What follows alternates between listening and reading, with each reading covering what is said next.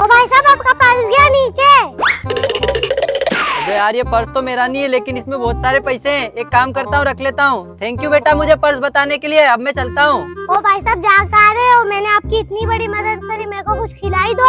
अच्छा कुछ खाएगी? चल मेरे साथ। ये फंस गया सी। अरे सेठ जी, इस खेबड़ी को 5 रुपए के सेव परमल दे दो।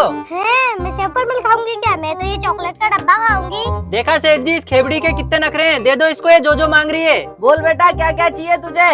मुझे एक ये चॉकलेट का डब्बा चाहिए और एक कुरकुरे की लड़ चाहिए। ठीक है सेठ जी, दे दो इसको।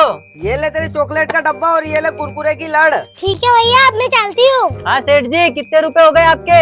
एक चॉकलेट का डब्बा और एक कुरकुरे की लड़ ले गई, वो आपके हो गए 100 रुपए। अच्छा 100 रुपए।